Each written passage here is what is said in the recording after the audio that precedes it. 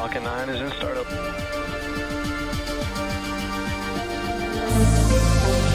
Dragon, SpaceX, go for launch.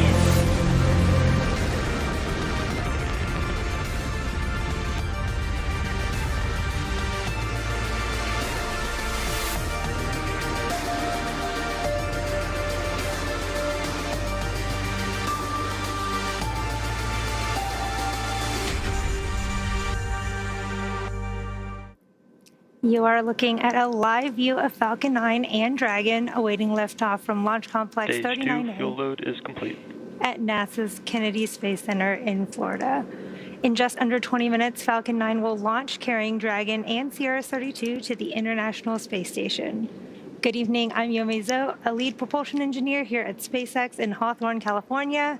Dragon will deliver about 6,700 pounds of science, supplies, and equipment to the space station and will return with about 4,000 pounds in about a month. It's the only vehicle flying today that can fly a round trip to and from the space station, carrying vital supplies to space and returning safely with critical cargo. Dragon will arrive at the space station and dock autonomously to the zenith port of the station's Harmony module on Tuesday. It's Dragon's second trip to the International Space Station this year after Crew 10 launched last month.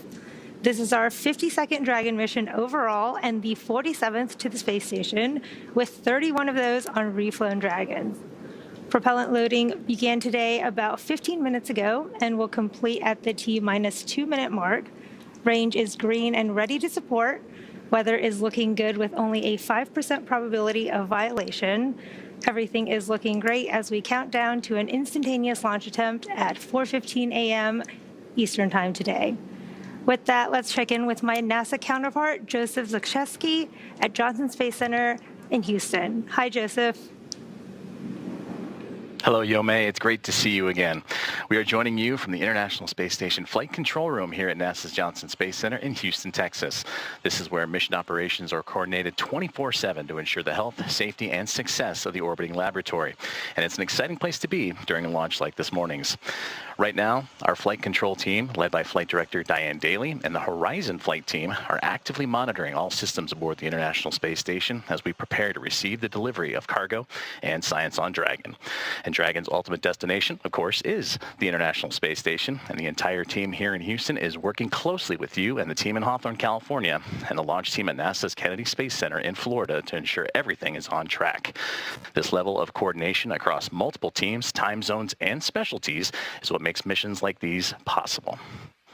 At this hour, I'm happy to report that all systems are looking good, and the team here in Mission Control is go for launch.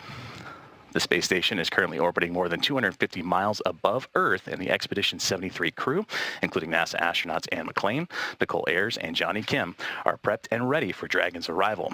They've reviewed all the procedures, configured equipment, and are well rested for what will be a busy day on orbit today and tomorrow when Dragon is expected to dock. This delivery includes thousands of pounds of supplies, critical hardware, and scientific investigations that will keep the crew busy and support ongoing research. We'll be watching closely here as the countdown continues and the mission gets underway. For now, I'll turn it back to Hawthorne for a closer look at the launch vehicle and spacecraft supporting this commercial resupply services mission. Take it away, Yomei. Thanks, Joseph. As we continue to count down, let's take a closer look at the vehicles that will be taking CRS 32 to the space station today. Sitting atop the Falcon 9, Dragon and its trunk stand over 27 feet tall. The spacecraft is headed for the zenith docking port on the station that was just vacated by Crew 9, which returned home a few weeks ago. Dragon's trunk holds solar cells that provide power while it's in free flight. Stage 2 LOX load has started. The trunk can also carry unpressurized cargo, which it will be doing today. There are 16 Draco thrusters on board that can be used in space to help navigate the spacecraft to its destination, each providing about 90 pounds of force.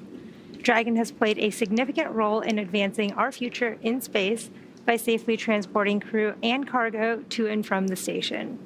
There are currently 4 Dragon spacecraft supporting human spaceflight missions that have docked to the station. Their names are Endeavour, Resilience, Endurance, and Freedom. And we have an additional 3 Dragon supporting cargo missions, one of which is the one supporting today's mission. CRS-32 will be delivered to orbit today on SpaceX's Falcon 9 rocket, which provides 1.7 million pounds of thrust on its first stage thanks to its 9 Merlin M1D engines. Today's booster last flew in March for the NROL 69 mission and also flew a Starlink mission in February. Once the first and second stages separate, the Merlin engines are also used to help land the first stage back on Earth. Today, the booster will be attempting to land at Landing Zone 1, just down the road from the launch pad. Meanwhile, the second stage will continue to orbit, powered by one single Merlin vacuum engine with over 220,000 pounds of thrust. The second stage will secure Dragon's entry into low Earth orbit before separating, leaving Dragon to continue its journey on its own thrusters. About 50 seconds after separation, Dragon's nose cone deploy sequence will begin, exposing its guidance navigation controls that help Dragon autonomously fly to the space station. With T0 coming up in just under 15 minutes, our teams in Florida are doing a series of system checks to ensure Dragon and Falcon 9 are ready to fly. While the countdown continues, let's talk about a new capability Dragon has in development. Last year, during CRS-31, Dragon successfully performed a reboost test for NASA that demonstrated Dragon's ability to change the station's orbit, increasing the station's altitude over the course of about 12 minutes. The maneuver changed the station's velocity by the planned 0.27 meters per second and gathered data on Dragon's propulsion system performance, overall loads, and dynamics on both station and Dragon. That test helped inform what we're planning for CRS-33, where Dragon will fly an extended mission and repeat the reboost demo with a modified trunk called the Boost Trunk. This modified trunk will give Dragon the ability to change the station's velocity by up to 10 meters per second. Testing these added capabilities will provide NASA with additional options for station operations in the upcoming years. Findings from these tests will also directly inform our efforts to build the U.S. deorbit vehicle for NASA. The deorbit vehicle will perform a critical burn to deorbit the laboratory at the end of its planned service life. But right now, the station is not going anywhere, so let's get back to our mission in progress and check back in with Joseph at JSC. Thanks, Yome, and that's right. The International Space Station is truly in its golden era of research and exploration. For nearly 25 years, it stood as a symbol of what's possible through collaboration and innovation. Since November 2nd of the year 2000, humans have lived and worked aboard the orbiting laboratory continuously, pushing the boundaries of human spaceflight and scientific discovery. This station has welcomed more than 280 people from around the world and supported over 4,000 research investigations leading to breakthroughs in medicine, materials, and technology that benefit life on Earth and future of missions deeper into space. It's inspired millions of students through education programs and demonstrated the strength of international partnerships. As we look ahead to the 25th anniversary of continuous human presence this November, the space station remains a powerful example of what humanity can achieve together. With future commercial space stations on the horizon and missions to the Moon and Mars and beyond underway, the discoveries made here continue to shape the future of space exploration. The International Space Station, 25 years of innovation, discovery, and enduring spirit of exploration. And liftoff. International Space Station is underway. We are in the golden age of the space station right now in terms of the return on investment and what we're able to do there. One of the great legacies of the space station is not just going to be science, but very importantly, the international cooperation. This is perhaps most prominent, international cooperation for exploration.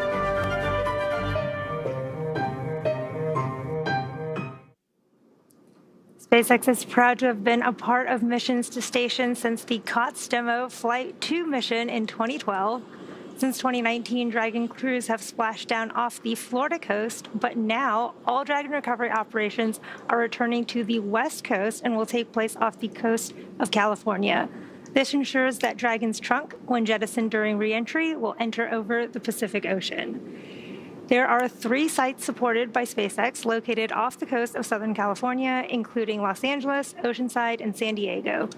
Spreading the supported sites across multiple locations helps to maximize the return opportunities for Dragon missions. SpaceX's first human spaceflight mission and first mission overall to splash down off the West Coast was From 2, which happened just a couple weeks ago on April 4th. We are routinely looking to innovate and improve, and we use data to help inform these decisions. The Dragon launching today carries some key data-driven upgrades, including the first drogues, which are small parachutes that deploy right before the larger parachutes during re-entry, were built entirely in-house by SpaceX. There are 2 drogue chutes on each Dragon, which each take about 500 hours to manufacture and another 100 hours to pack and be ready for flight. That's about 4 months of work. SpaceX helps reduce the cost of space flight and increase reliability by bringing manufacturing in-house, which allows us to improve components like drogues faster and more efficiently. Over the last 5 years, Dragon has supported 17 human spaceflight missions and flown 66 crew members, representing more than a dozen countries. With the capacity to carry up to 4 passengers, Dragon has proven to be a versatile spacecraft. It can autonomously dock to the space station when outfitted with the ISS docking adapter you can see on the left, and then it can also be configured with hardware to support panoramic views or a spacewalk, which made its debut on the Polaris Dawn mission last year. In free flyer mode, which refers to missions that orbit Earth and do not dock with the station, the docking adapter can be swapped out for a cupola, as you can see from our recent From-2 mission. So far, SpaceX and Dragon have carried more than 1,000 research experiments to and from low Earth orbit, both to the International Space Station and on our free flyer missions. Our next crew mission to station will be the upcoming Axiom 4 mission, which is scheduled to launch no earlier than next month, May. It will feature the most research and science-related activities conducted on an Axiom space mission to date, featuring around 60 scientific studies. From DNA sequencing to 3D printing, studies enabled by Dragon and the space station test a variety of technologies, systems, and materials that will be needed for future long-duration exploration missions. Every mission yields critical research and learnings that help make life both on Earth and in space better. And speaking of research experiments, I'm going to send you back to Joseph for details on some of the science experiments that Dragon will be taking to the station today. Thank you, Yome. And that's right, continuing scientific discovery is enabled by missions like this morning. Dragon is carrying over 3 tons of cargo, including critical scientific hardware and samples. The microgravity environment aboard the International Space Station offers a unique platform to observe physical and biological phenomena and serves as a testbed for advancing technologies that benefit life on Earth and support future exploration deeper into space. The science aboard Dragon represents months and in some cases years of preparation by dedicated scientists and engineers. Here are some of the highlights of what's inside Dragon today. NASA and SpaceX are set to launch the 32nd Resupply Services mission to the International Space Station, carrying science investigations to further NASA's missions to deep space and benefit life on Earth. Smartphone Video Guidance Sensor 2 will use the space station's Astrobe robots to demonstrate a vision-based sensor. This technology can improve the accuracy of guidance, navigation, and control systems for future missions on the Moon or Mars. DNA Nanotherapeutics Mission 2 evaluates in-space manufacturing of 3 Janus-based nanomaterials. The ability to manufacture these materials in microgravity could lead to a sustainable, cost-effective process for manufacturing drugs in space. The Atomic Clock Ensemble in Space, known as ACES, will examine fundamental physics concepts using 2 next-generation atomic clocks operated in microgravity and will test the technology for synchronizing clocks worldwide. Results may apply to scientific studies of measurement, the search for dark matter, and fundamental physics research that relies on highly accurate atomic clocks in space. The Aerosol Monitors investigation will test 3 different air quality monitors designed to detect airborne particles, like dust, that must be kept within safe ranges for crew health and hardware performance. Results will inform NASA's selection of the best device suited for future missions to the Moon and Mars.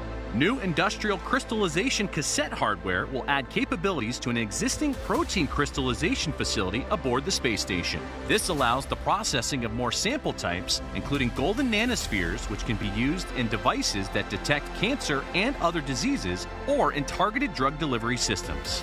A new plant experiment will examine the genetic response of tomato plants and the use of a carbon dioxide supplement to reduce the dependence of space-grown plants on photosynthesis. a process which requires power to generate the needed light.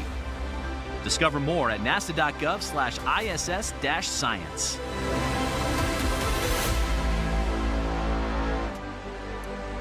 Here at just about T-minus 5.5 minutes, all systems are currently go for an on-time liftoff. Strong back retraction will begin shortly. And in preparation for retraction, the clamp arms around the second stage will open, and then the strong back will recline away from the Falcon 9. Now, when we say strong back, we mean the transporter erector, which is that large truss structure next to the Falcon 9, which will lean back slowly away from the rocket in preparation for liftoff. Now, the clamp arms are located just below where the Dragon is on the second stage, and they will begin to slowly open here in just a few moments. For strong back retract. Dragon is in terminal count and is on internal power. There's that call out. Dragon is in internal power, and we are getting ready for strong back retraction. You should be able to see those clamp arms open slowly here. They're kind of covered in gas, cold gas from the cryo loading, but they should be Strong open back lower has started. here shortly. There's the call out for the strong back retraction sequence has started.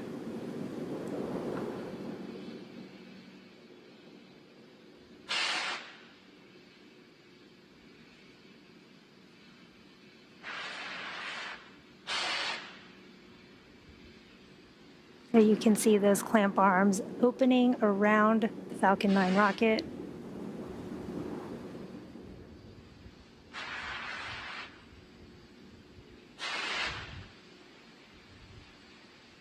Clamp arms are now fully open, and you should see that strong back begin to recline away from the Falcon 9 booster.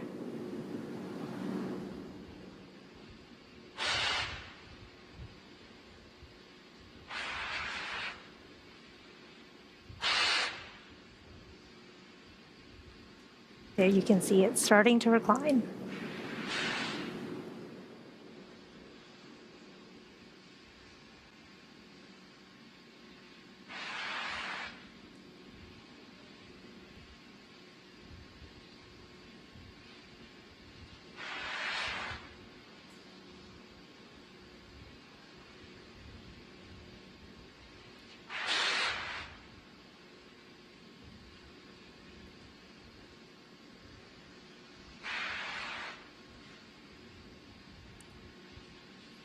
And there you saw the strong back recline. The range around the launch site also green.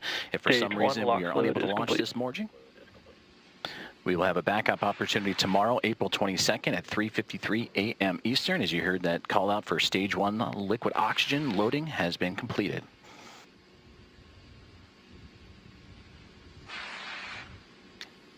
At T-minus 60 seconds, Falcon 9 in startup. This means the rocket's autonomous internal flight computers have taken over the launch countdown.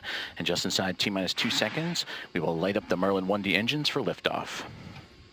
The vehicle continues to be healthy, and the Falcon 9 team is tracking no issues. Currently, the weather is green, and the range is ready to support a T0 at 4:15 a.m. Eastern. We only have a 5% probability of violation due to weather, so everything is looking great.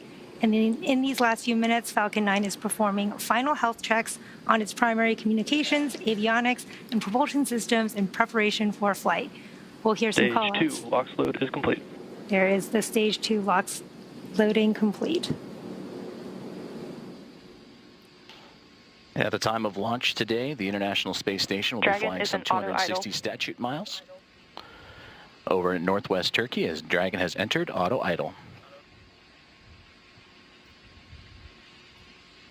At T-minus 1 minute, Falcon 9 will be in startup. Gas launch closeout. For the onboard flight computers, will take control of the countdown.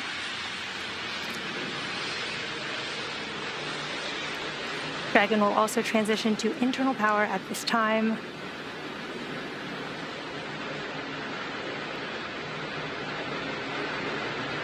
This is also when the first and second stages will pressurize for launch.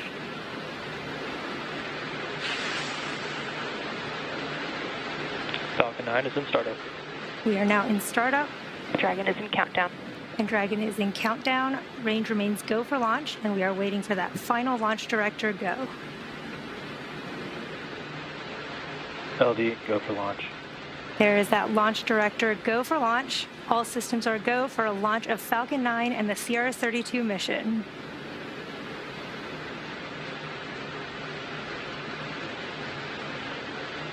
T-minus 30 seconds.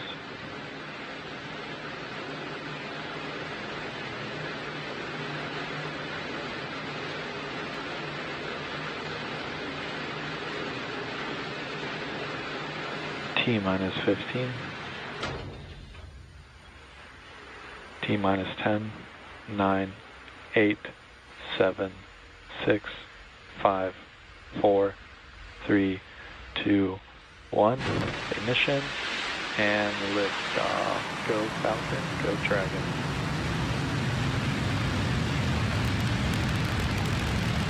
And liftoff. NASA's SpaceX 32nd Commercial Resupply Services mission is on its way to the International Space Station, carrying over 3 tons of science and supplies to Expedition 73 as it begins its pitch downrange.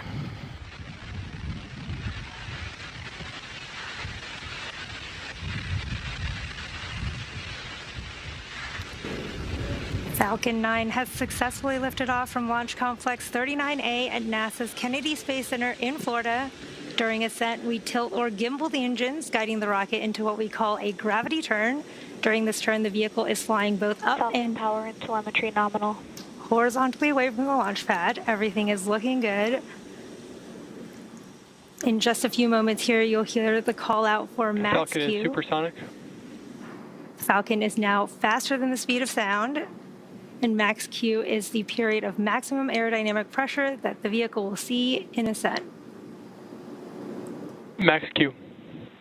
There is that call out for max Q. And coming up shortly, we will have a few events in quick succession, starting with MECO, or main engine cutoff, followed by stage separation, MVAC chill. second engine start 1, and the boost back burn. You heard that call out for MVAC chill as it prepares for second engine startup.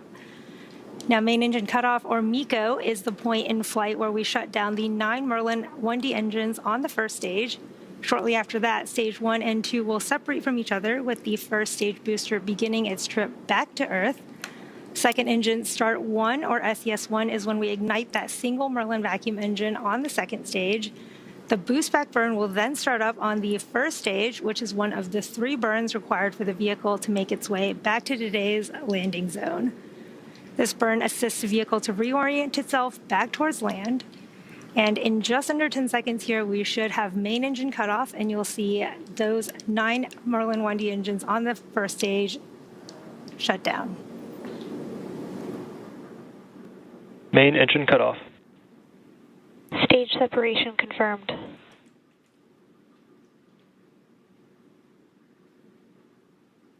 MVAC ignition.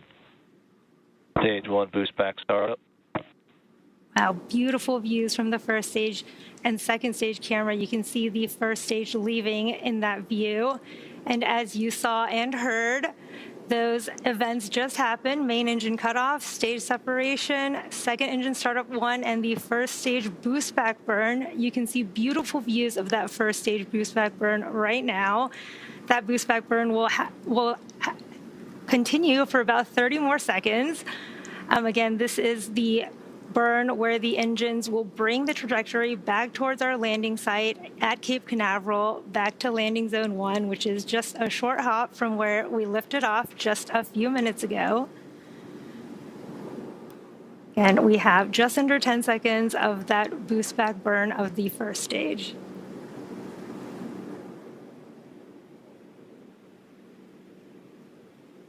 Stage 1 boost back shutdown. There is the shutdown of that first stage boost back burn. You can see the second stage is still in the middle of its burn. And in about 3 minutes, there will be 2 additional burns on our first stage to prepare for its landing at landing zone 1 at Cape Canaveral. We are just under T plus 4 minutes Both vehicles are on a nominal trajectory. into today's mission. You just heard the call out that both first and second stage are on a nominal trajectory. CRS 32 is SpaceX's 45th launch this year. We are coming up on entry burn of the first stage and then second engine cutoff of the second stage. Around the T plus 6.5 minute mark, you should see on your screen the first stage's entry burn.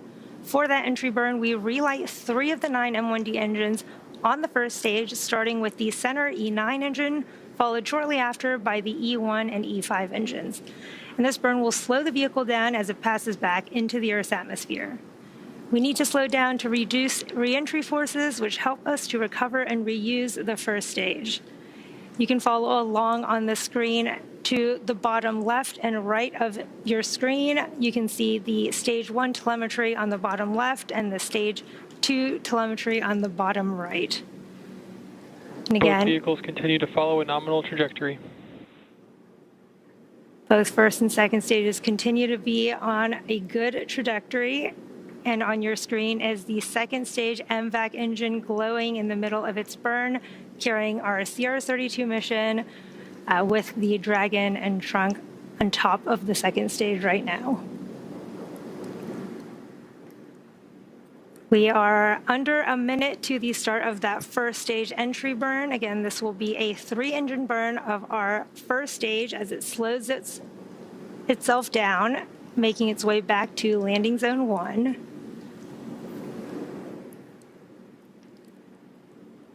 And that burn will be a 3-engine burn with the center E9 engine along with 2 engines on the side. Meanwhile, second stage continues to be looking good with that single Merlin vacuum engine carrying the Dragon capsule. Both vehicles continue to follow a nominal trajectory towards the orbit.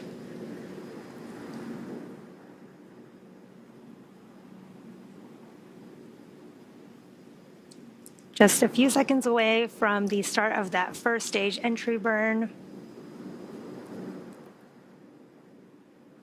Stage 1 entry burn startup. There is that start of the first stage entry burn.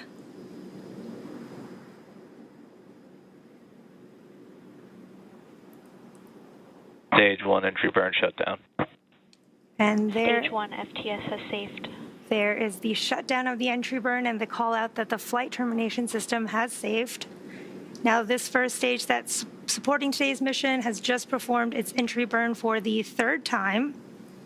Falcon 9 is the world's first orbital class reusable rocket, and this is important because reusability allows SpaceX both vehicles following a nominal trajectory to refly the most expensive parts of the rocket, which in turn drives down the cost of access to space.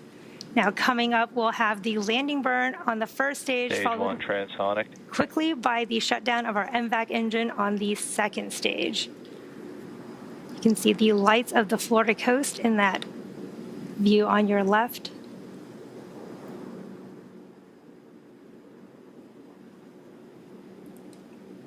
Stage 1 landing burn. There is the start of our stage 1 landing burn. We're now waiting for Falcon 9 to make that precision landing. Deploy.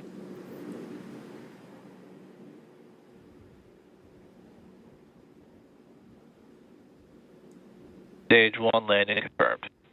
What a beautiful view of that stage 1 landing.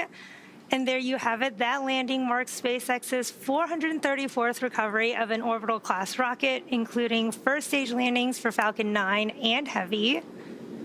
We are now looking at stage 2. Stage 2 is in terminal guidance, which is carrying our CRS 32 mission, and it is in the middle of its burn with the second engine cut off in just a few moments here. Stage 2 FTS has saved.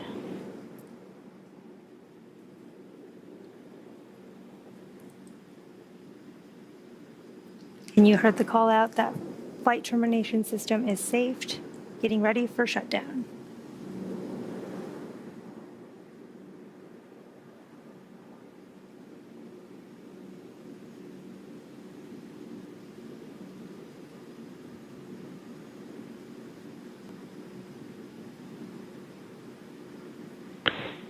nominal park orbit insertion.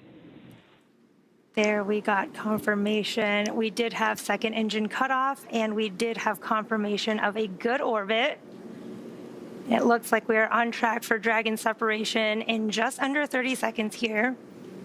The vehicle is now coasting with Dragon attached, and we are just moments away from spacecraft separation.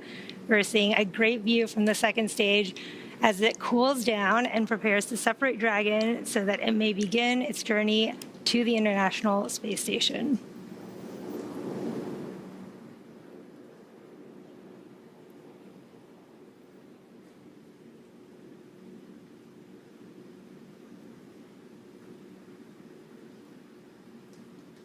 Looks like we may be seeing the sun rising and shining on that MVAC. Dragon separation confirmed. There is that confirmation of Dragon separation. We've had a great mission so far with an on-time liftoff at 4:15 a.m. Eastern Time, a successful stage separation followed by a successful landing of our first stage at Landing Zone 1 and a good orbital insertion. We are now just waiting for nose cone deployment, which should happen in just a few moments here. So I'll hand it back over to you, Joseph, at JSC. Thank you very much, Yome, and great to see the NASA SpaceX 32nd commercial resupply mission light up the morning sky off the Florida coastline. And always great to work with you as we again await the nose cone deploy. And as we await those moments where the nose cone will expose those 4 forward bulkhead Dracos, these Draco thrusters will execute a series of maneuvers necessary to raise its orbit and meet up with the International Space Station. So as we continue to monitor that nose cone deploy, right now, immediately after Dragon separates from the Falcon 9, it begins what we call the activation and rendezvous phase of the mission.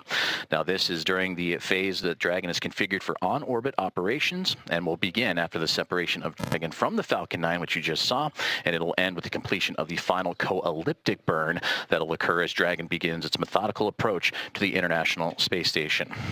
Our initial orbit today, 190 kilometers by 210 kilometers, with those numbers representing the perigee and apogee of the orbit, the lowest and highest points of the Earth. That means the orbit isn't a perfect circle, but more like a very slight ellipse. And over the next several hours after liftoff, Dragon will execute a series of burns, which will gradually raise its orbit to align more closely with the station. And there are 5 major burns or firings of those Draco thrusters we were talking about on Dragon that will bring the spacecraft close to station before we begin the final approach maneuvers. And we'll continue to monitor that nose cone deploy as it looks like it'll get underway here shortly. Let's take a look inside and transfer to the control rooms. On the left side, you can see the SpaceX mission control teams over in Hawthorne, California, and that oversaw today's launch and will continue to monitor Dragon on its journey to the International Space Station over the next day. The team you see on the right are here with me in mission control in Houston, and the International Space Station flight control team is monitoring the orbiting complex, and over the course of the operations jointly with Hawthorne, the flight controllers there. Those joint operations between the two teams, you will see, will come a little closer to when Dragon is in its final approach phase, and that'll be about 2 hours or so prior to docking. The teams here are awaiting for that nose cone to deploy, and we'll also bring you those live views from inside Dragon, where you'll be able to see it open up and begin its journey onto the International Space Station ahead of docking. Well, speaking of docking, that is slated for tomorrow, Tuesday, April 22nd, with the anticipated time of 8:20 a.m. Eastern Time at 7:20 a.m. Central, and we'll have all the coverage starting here on NASA Plus, starting at 7:45 a.m. Eastern, 5:45 a.m. Central. Thank you for following along as we continue to await the nose cone deploy of NASA's SpaceX 32nd commercial resupply services mission, as it is well on its way to the International Space Station after that on-time liftoff of 4:15 a.m. Eastern Time, carrying over 3 tons of science and supplies to the Expedition 73 crew. And that includes NASA astronaut Anne McClain, who you can see in the front right-hand side, along with Nicole Ayers on the front left, Johnny Kim, who is on that back left-hand side, just over in the background, JAXA astronaut and Expedition Commander, newly minted Commander of Expedition 73, Takuya Onishi, and Roscosmos cosmonauts Kirill Peskov, Sergei Ryzhikov, and Alexei Zubritsky joining up for Expedition 73.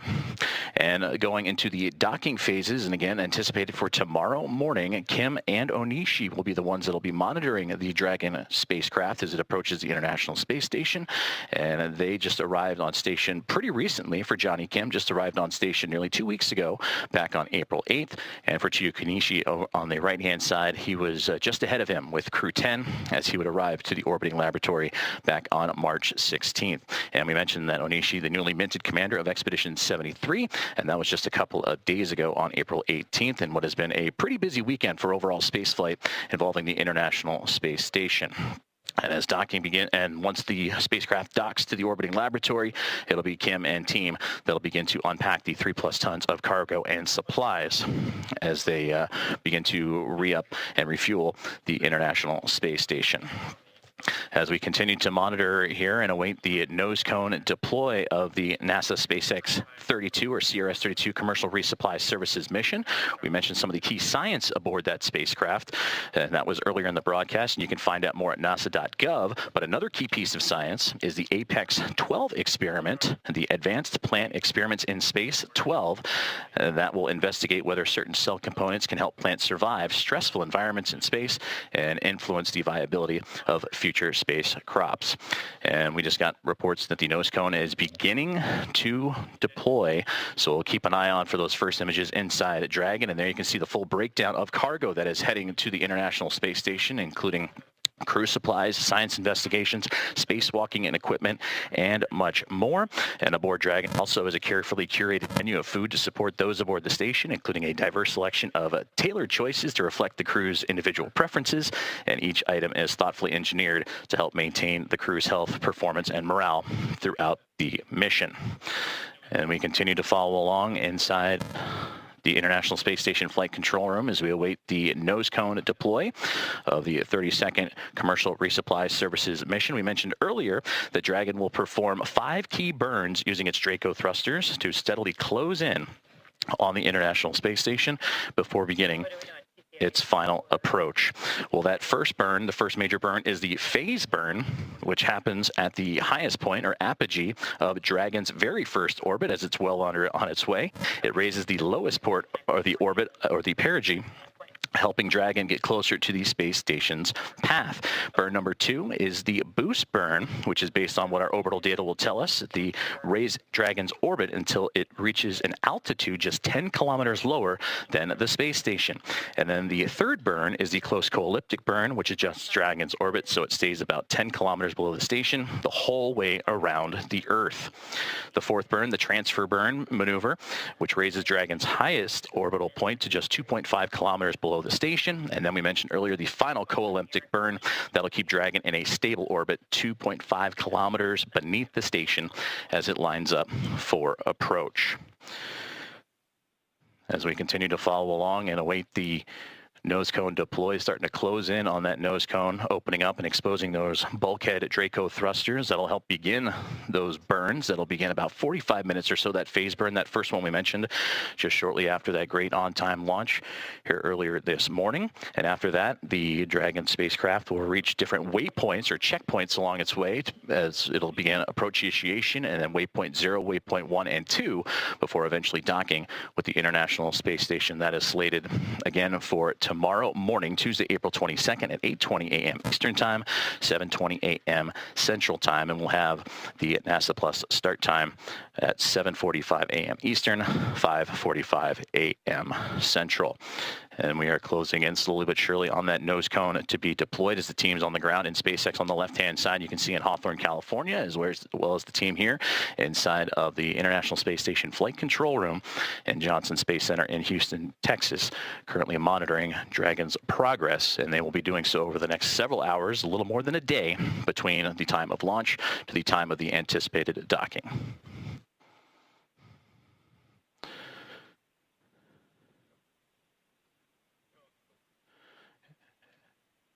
And we just got confirmation that the nose cone deploy has been completed. And again, that exposes those forward bulkhead Draco thrusters as Dragon now continues its journey. And there's a great view coming from the Dragon spacecraft right there in the first looks of Earth as it makes its way and fades up and towards the top of your screen. And again, Dragon carrying those 6,700 and such pounds of cargo and supplies, beginning its journey to the International Space Station. Well, now that the nose cone is deployed and Dragon is ready for its phasing burns to the space station with a successful orbit insertion, I'm now joined by Dana Weigel, the International Space Station Program Manager. Dana, thank you so much for joining us. Thank you for having me today. Excellent and beautiful launch we had.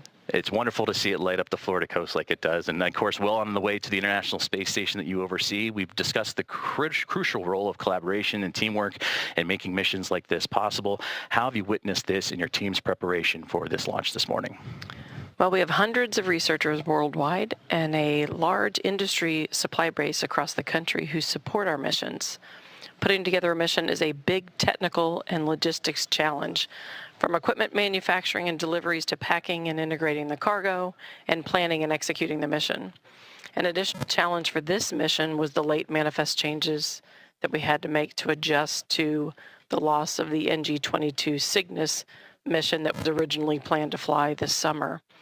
It's hard to describe the complexity of how we keep our space station well supplied with the proper reserve margins. It's one of the hallmarks of how we successfully have maintained the continuous presence in low Earth orbit on the International Space Station for the last quarter of a century.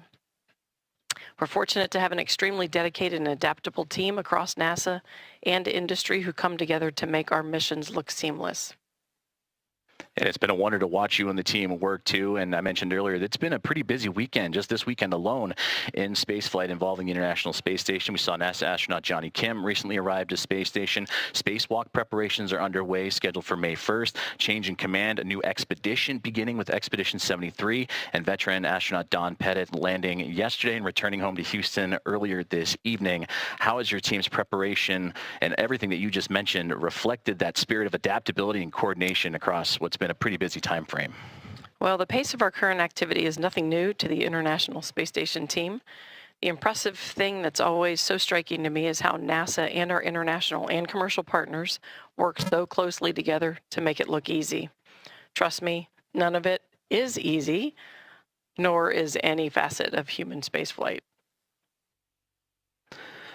We mentioned earlier, and you just touched upon it a moment ago, the excitement building towards the station's 25th anniversary of human presence that'll be coming up this November. A lot of key milestones along the path that have happened. How do missions like the commercial service or resupply services mission, this 32nd one, continue to showcase the station's capabilities and its role in advancing science, technology, and exploration? As we have now for decades, science is the hallmark and trademark of the International Space Station. The arrival of Dragon tomorrow with its supplies and research not only advances science and technology, but also enables us to continue fulfilling our objectives on this most amazing complex. Dana Weigel, the International Space Station Program Manager, thank you so much for your time in joining today's broadcast. Thank you again for having me. Let's check back in with Yome and the team at SpaceX. Thanks, Joseph. Dragon will now begin its journey toward the International Space Station, executing a series of phasing burns to gradually close the distance. This approach will take just over a day, with docking targeted for early tomorrow morning, Tuesday, April 22nd. NASA and SpaceX continue working side by side to deliver science, supplies, and inspiration to the orbiting laboratory. Congratulations again to the teams on another successful cargo resupply services launch. SpaceX is honored to be a part of NASA's Commercial Resupply Services Initiative to deliver critical cargo to the space station, and we thank NASA for entrusting us with today's mission.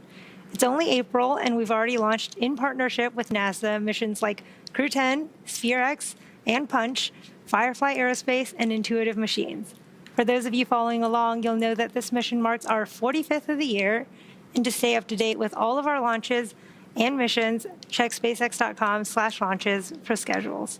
That will do it for us here at SpaceX in Hawthorne. Good night, everyone, and thank you for tuning in. Hand it back to you, Joseph. Thanks, Yome. As always, it's been a pleasure to team up with you and share this launch with you. Join us on NASA Plus for our coverage of the final approach and docking of this spacecraft beginning at 5:45 a.m. Central Time, 6:45 a.m. Eastern. Tomorrow, Tuesday, for that docking expected near 7:20 a.m. Central, 8:20 a.m. Eastern. Be sure to visit nasa.gov for the latest updates on our coverage and expected docking time as we follow the operations throughout the next few hours. With Dragon safely on its way to the International Space Station, that wraps up this morning's coverage of NASA and SpaceX's 32nd commercial resupply services launch. Until next time, this is Mission Control Houston.